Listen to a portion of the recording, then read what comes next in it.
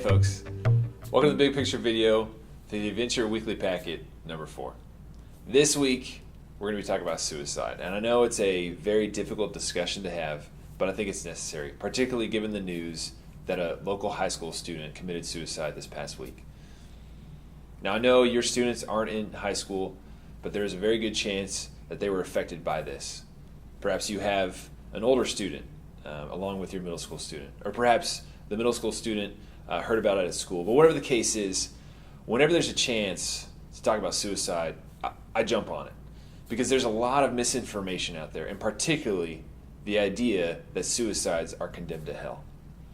Now, this idea was first promulgated by the Catholic Church, and nothing against them.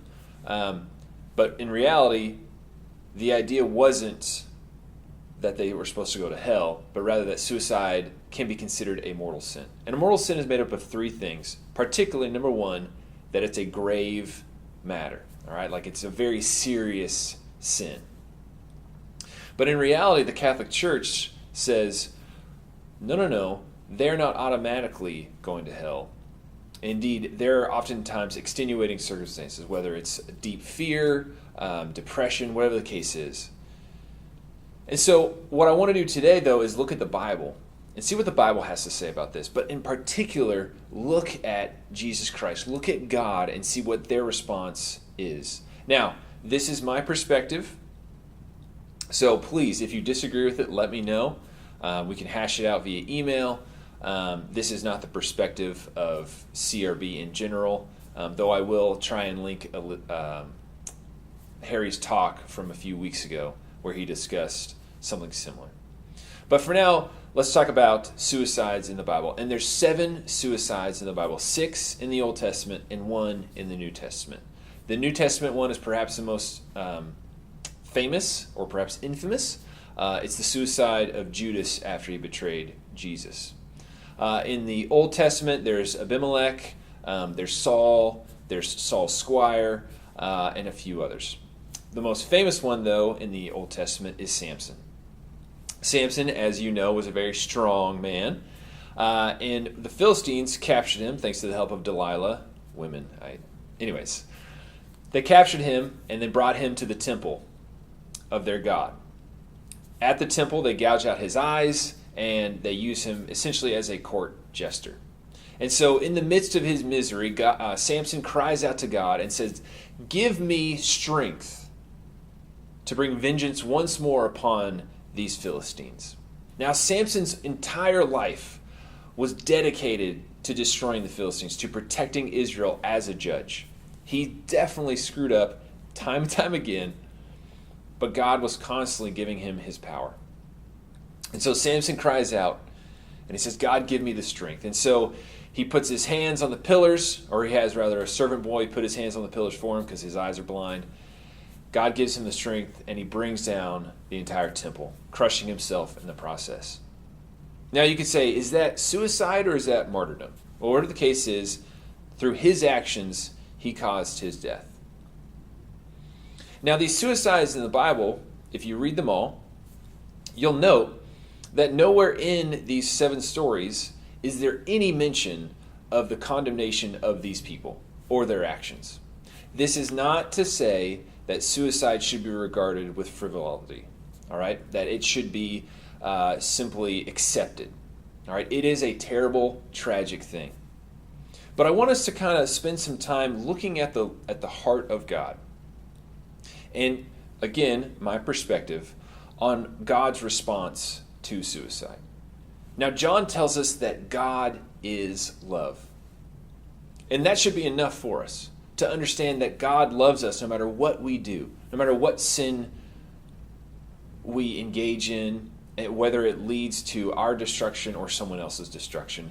God is love, and so he will constantly pursue us. He will constantly love us. But yet, creation groans because of our actions, because of our sin. And so we can't simply say that God is love and wipe out all sin. We have to consider it.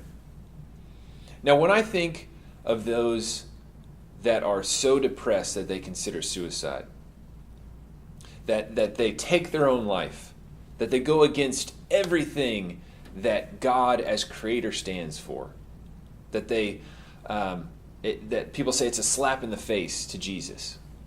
I don't agree with that. We live in a world that is groaning, in a world that is broken by sin, that is beset with tragedy. And we expect everyone to be happy?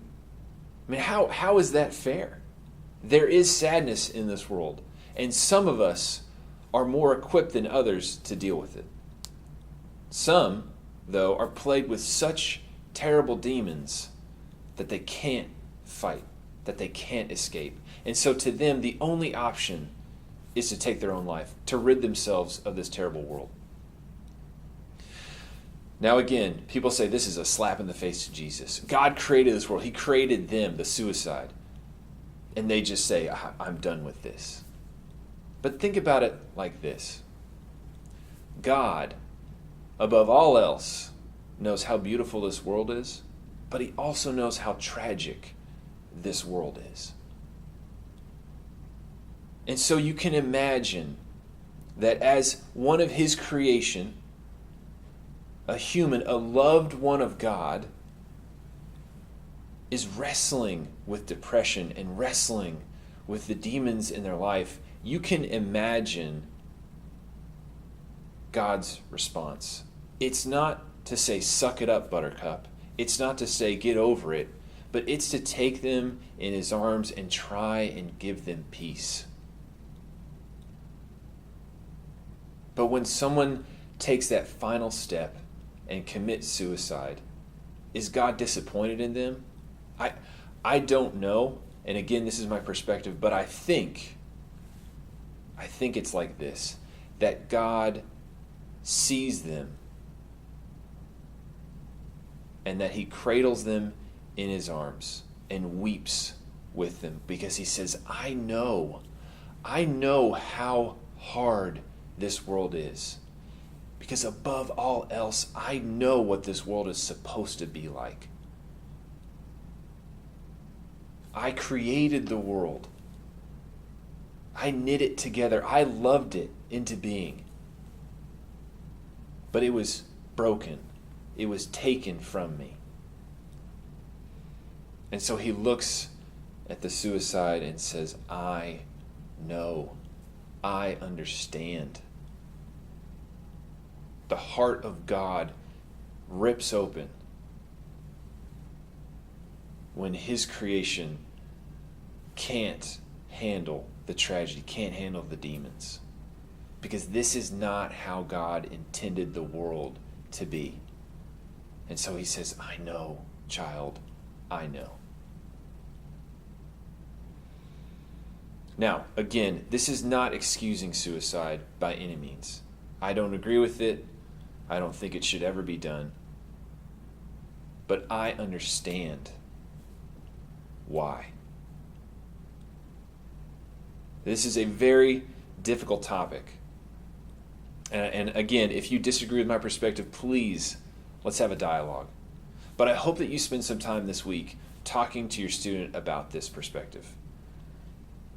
Whether you agree with me or not, talk to them about suicide.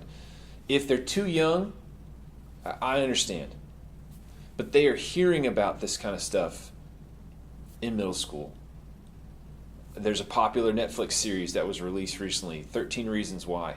I mean, the whole thing is centered on a girl who commits suicide and leaves tapes to those that affected her the most. So it's in their world and it's a necessary conversation. And we need to take the perspective away from the popular social perspective, and we need to bring it back to the Bible. We need to ask ourselves, how does God respond to this? Is it a biblical perspective that we hold of suicide, or is it something that we merely heard of and accept? Again, if you have any questions, please let me know. Please contact me via email, and let's have a dialogue.